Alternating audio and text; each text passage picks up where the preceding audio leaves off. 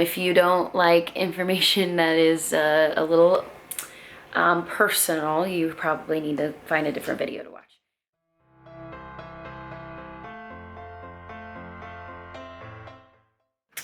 Hey everyone!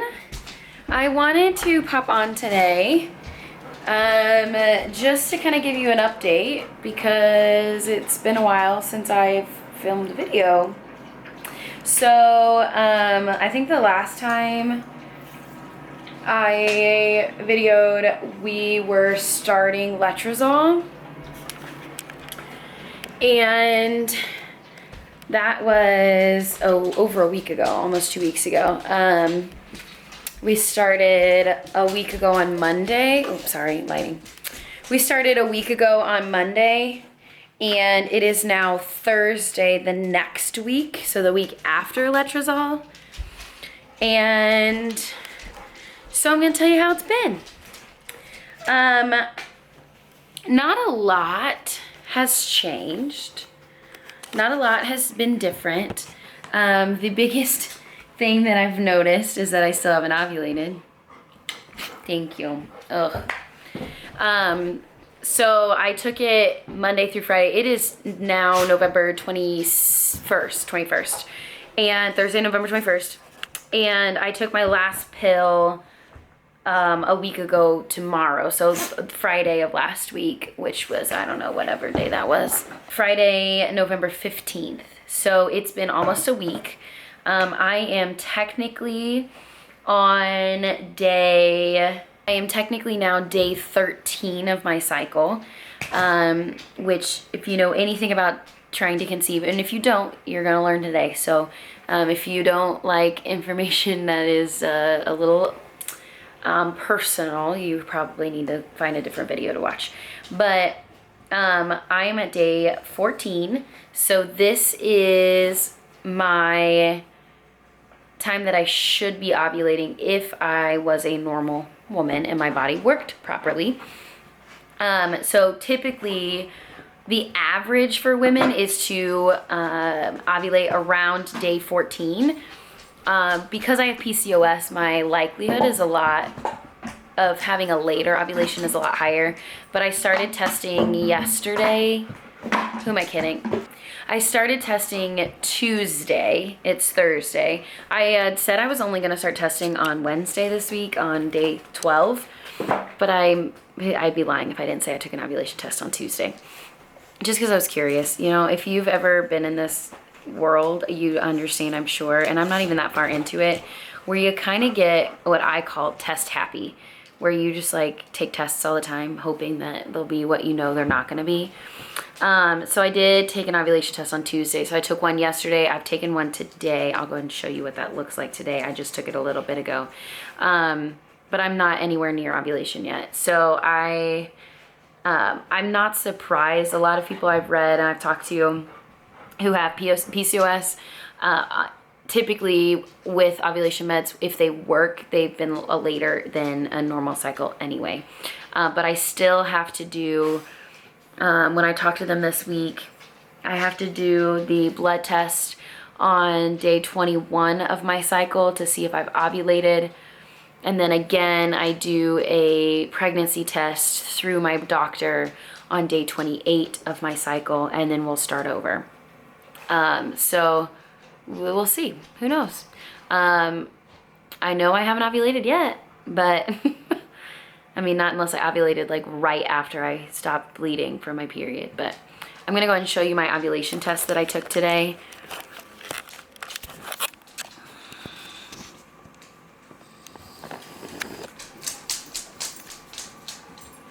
So there we go. It's a little blurry. There we go. So here's my ovulation test today.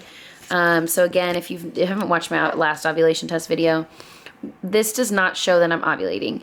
It's not like a pregnancy test where if you have 2 lines, that means you're pregnant. Well, here, if you have 2 lines, that doesn't mean anything. This is the control line. And what you need to have is you need this other line that for me is really, really light.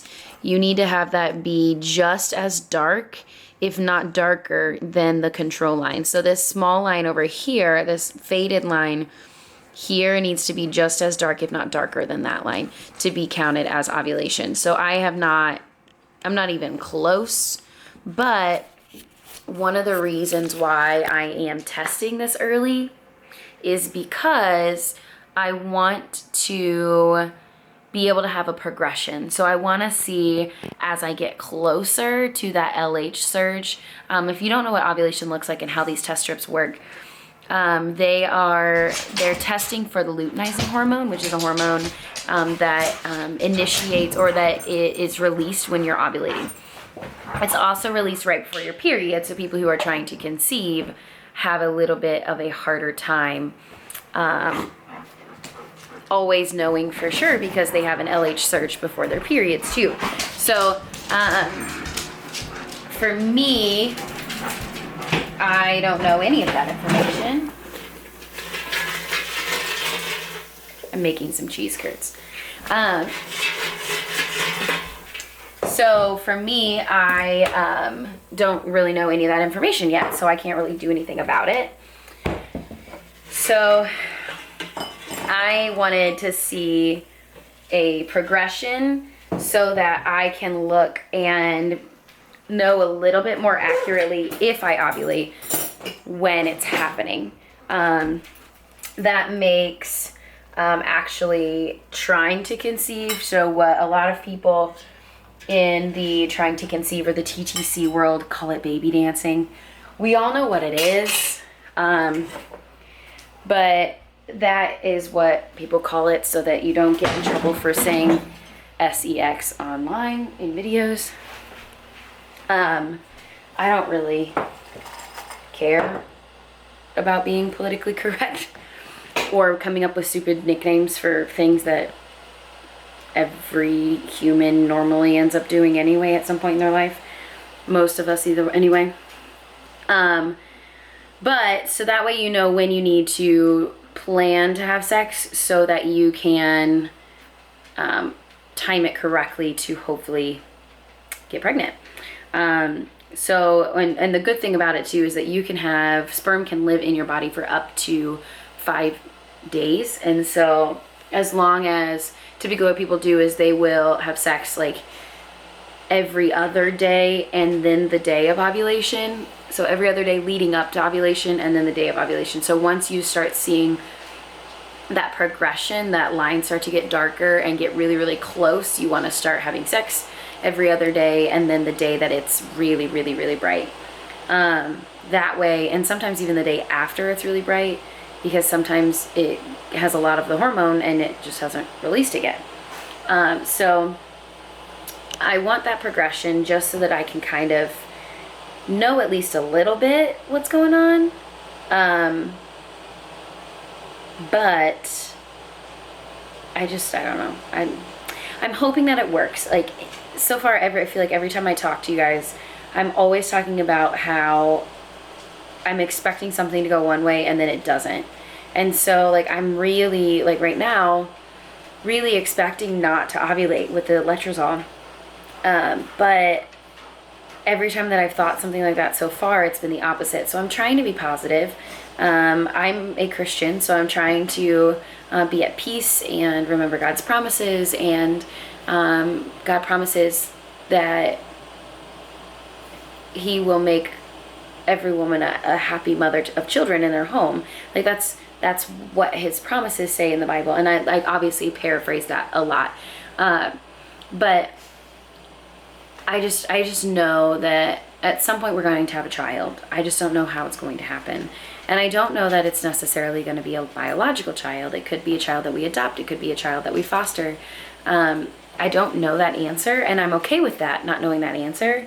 But here, where we're at right now, it's a little bit difficult, or more difficult, to be okay with that answer, because we're in the midst of the unknown, and that's always the hardest. That's where our faith is tested often, and mine has definitely been tested lately as far as the trying to conceive realm goes. But I am really trying to talk my head through the process and constantly remind myself of God's promises and of my worth as a woman, as a human, as a wife, as a daughter, and just be as present in my life as I can be, even in the midst of this trial and unknown tribulation, I guess. But yeah, that's just where I'm at today. So I will probably update you with an ovulation test video next week, most likely. So the end of November, the week of Thanksgiving, with hopefully a positive test. I'm probably going to be popping up some videos pretty quickly that week with some hopeful positive ovulation tests. But we'll see how it goes. Yeah, I don't know. I'm interested to find out. Oh, and we should be getting Tyler's semen analysis back soon. I finally called the doctor because it's been 3 weeks today and we haven't gotten any information back. So we're like freaking out. And our doctor just received information from the hospital he had to get it done at. Because we had to do it at a different hospital because our hospital doesn't do it. And he just got them shipped to him like Monday, I think, Tuesday. I don't know, sometime in the last couple days. So we'll see. I can't wait to figure that out. And I will probably shoot a video on those results as well and kind of see where we're going from there, if it changes anything. But for now, that's all I've got. I just thought I would give you guys a little bit of an update. Sorry, I'm in my kitchen. I'm making tea right now. I went to the teachers rally in Indianapolis on Tuesday, and I don't really have a voice anymore. And I'm supposed to sing tonight, so at a restaurant. So I'm going to try to nurse my throat back to health this evening and see how it goes. Okay, so I just peed in my cup, and you're gonna have to get over the dogs in the background. I'm gonna use the Easy at Home brand this time. I've kind of been going back and forth between the Pregmate and the Easy at Home. And like every couple days I've been doing one of each just to see the difference. So I don't know. I don't know if there's really is much of a difference. So I'm gonna go ahead and dip this in my cup of pee and see how it goes. So, okay, my timer went off like a minute ago. So I'm gonna look at my ovulation strip, and I am not ovulating. It's not even close. I will show you. There you go. So that lighter line that is closer to the black one in the middle behind my finger should be as dark, if not darker, than the middle, the dark line that's right next to my finger. So that just means that I'm not ovulating yet. I'm not even close. So because that line is not the same or darker than the other line, it could just mean that I am gonna ovulate later. Some people ovulate really quickly, and so it has nothing, nothing, nothing. All of a sudden they ovulate, and then nothing, nothing, nothing. And this is my first round of letrozole, so I could just not ovulate at all.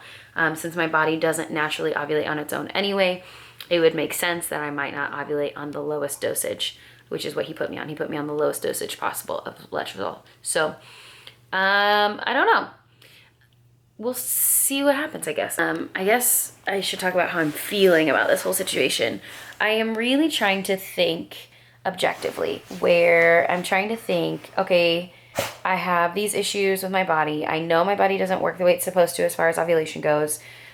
Just be okay with the fact that it probably won't work the first time. I probably won't ovulate the first time, and be okay with that. That's okay. And I have been, I thought. And then now all of a sudden I'm like really frustrated that my body's not working properly.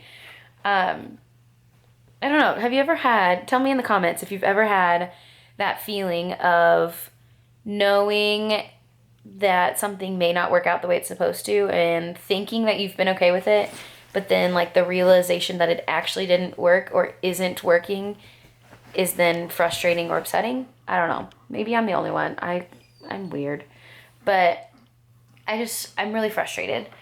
At the same time, I got a phone call today from the nurse at my doctor's office, and we got Tyler's semen analysis results back, which kind of were frustrating too. And they shouldn't be, but they are. So the nurse literally said that everything was perfect. His sperm count, motility, all of that, everything, all of the numbers were perfectly within the range, which is great because we expected him to have issues because of some other health issues that he has. That I guess, I don't know that we've ever talked about it. I'll talk about it in another video. We'll probably do a whole video about it. But when you finally meet him, I guess, because you haven't met him yet. Maybe I'll take an ovulation test with him tomorrow. We'll see. But it made me even more frustrated in the sense of being the only one that's the reason why we can't have a baby right now. And I pretty much knew always that that's probably how it would be, regardless of who I married, who I tried to get pregnant with. But like that realization of we can't even try to have children right now because my body isn't working and I'm the only person at fault. Like, I know I shouldn't do this, but I'm really struggling with the idea of not blaming myself when I know that the only reason we can't even try, because there's no trying. Yes, you can still have sex and whatever outside of the actual week of fertility, of your fertility window, but like, we can't even try in a fertility window, in a fertile window, because I don't have one. I feel like I'm going crazy. No, Sutton. I feel like I'm going crazy because I know in my brain, I know that I shouldn't be mad about not being able to ovulate because I can't control it. And I know I can't control it. And I know that I've been given this issue. I keep doing this. I don't know why. I know that I've been given this struggle for a reason. I believe that there are reasons behind everything. And I know that I wouldn't have been given it if I wasn't meant to go through it. But I am really mentally struggling right now with not being angry with myself in the fact that I am the sole reason why we can't get pregnant. That like I almost wish, like, and I don't, I know I don't, but like my brain keeps telling me that I should have wished that Tyler had some kind of sperm problem so that I wouldn't be the only one to blame for our fertility problems. And that's so messed up. So messed up. But that's like the mental argument that I'm having with my brain right now, is I'm constantly having to remind my brain that it is okay. It's not my fault. I can't do anything about it. I'm trying to do something about it right now by taking medication. And it's not my fault that the meds aren't working. And it's not Tyler's fault that he has sperm that work perfectly fine and that are completely normal. Because praise God, that was something that was really in the question. But I don't know. I'm just frustrated. But okay, so good morning. It is Wednesday, November 27th. I was sitting down to do my makeup when I decided I would go take a ovulation test.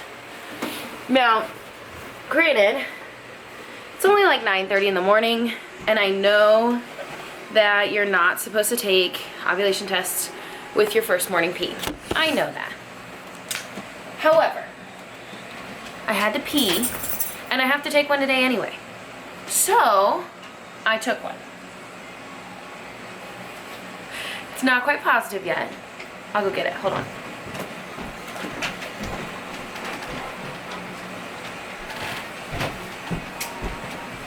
But it's really close. I put it into my app. I use the Glow app to test them. I put it into my app, and it is the line right before positive. So that tells me, let's just just gonna focus on me and not on the strip. There you go. Look at how close that is. I know it's still kind of blurry, but that tells me that I am most likely going to ovulate tomorrow on Thanksgiving. That would be my guess. I took one last night, and so I took the one that I filmed yesterday, which was like around like 4:30-ish. I took one last night around 10, and it was one step closer to ovulation. Well, then I took one this morning. I saved my pee because I have 2 different brands of ovulation tests. And so I took one this morning, and it was like one step back from where it was last night. So I was like, this is weird. So I'm really glad that I kept my pee. So I did another one with the brand that I had used yesterday, the Easy at Home. I used the Pregmate last night, or no, I used the Pregmate this morning. And so I took the Pregmate first this morning because it's whatever I just grabbed. I have a little bag that I keep them all in, and so every time I've gotten a new box, I just throw the box in the bag. And so I had both of them in there, so I just grabbed whatever came out, and it was a Pregmate, and it came back negative still, which this one is too, but it came back negative, and it came back like on the app. I guess I could show you what it looks like on the app. It came back like one step behind what last night's came out. And I was like, well, that's weird. So I got the Easy at Home out, and I took that one, and it came back one step further than it was last night. So I don't know what the issue is. I don't know if there's like a difference in the amount of LH that the Pregmate picks up on compared to the amount that the Easy at Home picks up on. But hi baby, this one's really close. So I was talking to Tyler last night, and I was like, yeah, I'm really frustrated. I'm like just mad that this isn't working. And I even was talking to my mom because my mom knows about it. My mom's an OB nurse, and she knows our doctor really well, so she is on our paperwork to be able to talk to our doctor. Just because she's in the hospital, so on things that instead of having to wait a week to have a doctor call you back or the nurse call you back, she finds out pretty quickly, which is really convenient. But she was like, well, you know, maybe this is a good thing because I teach, I'm a teacher, and if we got pregnant this week, if we conceived, and then obviously implanted next week, that would put me at, what is November? It's almost December. January, February, March, December, January, February, March, April, May, June, July, August. So that would put me at having a baby at the end of August. That would be terrible. If you don't know anything about school starts at the end of August. Well, we start in like the middle of August. But imagine sending your child, if you are a parent, to school for the start of a new year with a sub. Now, imagine how difficult that would be for me when I return, because my sub is not going to do things and plant regulations and classroom rules and those kinds of things the way that I would. And so coming back and having to change up the entire classroom would be rough. Now granted, I teach 6th graders, so it's not as difficult. They are usually pretty more well adjusted, usually, but it would be horrible. So granted, yes, I want to get pregnant this month. I want to ovulate tomorrow. I want to get pregnant. I want to conceive. I want to carry the baby. But I didn't think about what time I would be having that baby. And I don't care what time it is just because I want to have a baby. And I know, like, this could be our only chance that we ever get to. Like, I know that that's a possibility. And so, obviously, like, if I ovulate tomorrow, I'm going to hope that I do get pregnant. I'm not going to hope that it doesn't work. But, yes, I'll be bummed. And I will be upset and frustrated if we don't end up pregnant. But there is a little glimmer of positivity in the fact of if we don't get pregnant, that would like delay me having a baby a month. Or maybe longer. But that wouldn't be completely negative. So, I don't know. She kind of made my brain a little crazy last night after I talked to her. Tyler just said, hey, whatever happens, happens. It's fine. He's like so flexible. Let's go with the flow. Like, can't control it anyway, so don't be mad. Especially since we got his semen analysis back and I was mad about it. Yeah, I just... my brain is going like 50,000 directions all in 1 minute, and I know that's normal for a woman, but it's more than it is normally for me. So I'm kind of struggling with how to think about this whole situation. I'll talk for just a second about the semen analysis, just because I said that I would. I know I said that we would put probably a video up about it, but I'll just tell you about it now. So Tyler was born deaf in one ear, and his is a cochlear issue, as well as a cilia issue. So if you don't know what that is, look it up. Cilia essentially are the little hairs inside your ears. That's what helps you hear. So when you are, and it's not like the hair right here that you can see out of people's ears, it's like down in your ear canal. And so when you are born without those, you don't hear. He was healed by the name of Jesus at like in late middle school, early high school. Those are things that do not regrow. So like when you listen to music too loud at concerts, so that's what you lose. It kills it. It makes those hairs die off. And so he was born without them in one ear, in his left ear. And when he was in high school, middle school, I don't remember which, it was like end of middle, like 8th grade into 9th grade, I don't know, something like that. His just magically regrew. That doesn't happen. That's scientifically impossible, but it happened. So like we truly believe, and his family truly believes, that he was healed by God, and now he can hear. Now it's not perfect. He can't hear perfectly, but he can hear. Now, the point of all of that is in utero, when your body is growing, your cilia in your ear and your sperm develop at the exact same time. So imagine my fear of what this sperm analysis was going to come back as. Because we had a doctor tell us, one of my mom's friends who's a doctor, and she works with him. Not our doctor, but he's a peds doc. But in utero, your sperm and your cilia and your ear and your cochlea all develop at the exact same time. So the fact that his cochlea and his cilia did not develop correctly in utero was a high probability of his sperm not developing correctly in utero. Now imagine my surprise when the lady on the phone tells me that absolutely everything with his sperm was perfect. Yeah, I'll let that sink in for a second. My husband, who was born deaf, his sperm was perfect. Now, I never thought that I would be one to openly talk about my husband's sperm online, but I think that is so important, especially as believers. We have been living in a realm of just having radical faith with this whole situation. I have struggled. The enemy has really, really been fighting me in my brain about this whole situation, obviously, as you saw yesterday. And after my HSG, if you watched my HSG video, which I will link in the description box below.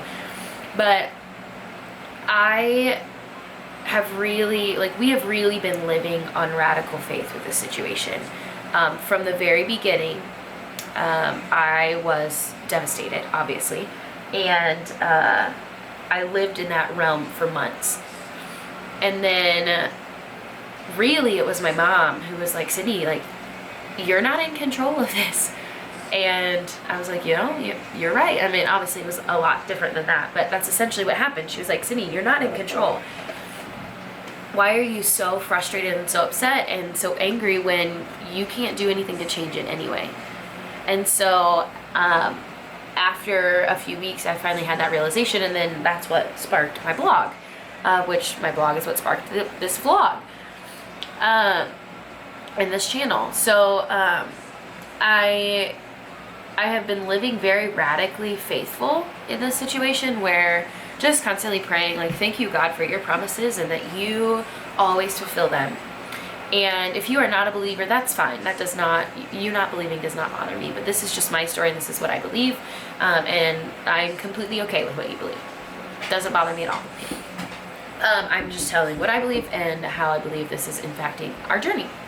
And so I started my blog, and by the end of writing it was a very religious experience for me, to the point that I was like, no, I am going to have a child, and I know I will have a child. God promises that his faithful servants will not be childless, and I wouldn't be given, I personally believe, I wouldn't be given this extreme need to be a parent if it wasn't going to happen. Now, what I've also accepted is that doesn't necessarily mean that it'll be biological. I understand that. Yes, that will be devastating in and of itself at the point that we get back to there. But I know I will have a child. It may not be biological. It may be adopted. It may be fostered. I don't know. I don't know that answer. I don't know all answers. I'm not omnipotent. But I do know that I will have a child. There will be a child living in my home. And that is enough to bring me joy. And even though there are times when I get really frustrated with the situation, like yesterday, where I am expecting a lot of God, and I'm like crying for no reason. Part of it is because my nose is all stuffy, but I get really expectant of Christ and expectant that he is going to work the way that I want him to. And then I get really frustrated with myself because I am expecting him to do something for me, and that is not okay. And so I don't know. I am so relieved that Tyler's sperm analysis came back completely normal. The nurse even said, like, it's really surprising because normally the first round does not come back normal, and so they have to do a second round, and we don't have to do that. His was completely fine. And that's awesome. Yes, it's frustrating because, like, and I told Tyler last night, I was like, I'm just frustrated with, and I know I can't control it, but I'm just frustrated because the only reason we can't have a kid is because of my body. My body doesn't work right. And this morning, I am being reminded of constantly, and having to remind myself, it is not my fault. I am not in control of it. God is. And I've got to be okay with that. And so I am awoken today with more positivity. One, obviously, because I'm getting really, really close to positive ovulation test. But also because I should be praising the fact that there's nothing wrong with Tyler's sperm. We don't have a double problem. We have a single problem. And I should be so ecstatic that there was a butterfly. It's too cold for butterflies. Sorry. I should be ecstatic that there's nothing wrong with Ty. And who knows? Maybe he was born with a semen problem, and when Jesus healed his ears, he healed his sperm. And I know that sounds super cheesy, but I have to believe that if there was something wrong, Jesus healed him. And I can be healed too. I know that I will overcome this disease, this PCOS. And it may not be this month with this positive ovulation test. It may not be this year, which granted we only have 1 month left. And it may not even be next year. And that will be really hard, I know. But I also know I need to be okay with it. Yeah. I think I'm going to end this vlog here. I know that I don't have a positive ovulation test yet, and I may have one tomorrow, but I'm going to go ahead and end this here because this video has had a lot of negativity. And while I don't like to be negative about things, and I don't like to broadcast negativity. I think that those of you who are going through this journey also understand the fight with the negativity and how hard it is to not be negative. And I don't want to be the person to stand up here or sit here and film myself in this perfect positive light when that's not the case. And like I always say, like this channel was always meant to be a completely open book to what ovulation and trying to conceive and PCOS is like. And so I would not feel authentic if I wasn't giving content that was true and reality. So thanks for sticking around if you're still here with us today, and I look forward to filming tomorrow in hopes that we have positive ovulation, and then soon that means positive pregnancy tests, hopefully, or not hopefully, whatever happens but I just thank you for sticking around, and as always, we thank you for joining us on our journey, and I hope you come back next time. Thanks, guys. Have a great day.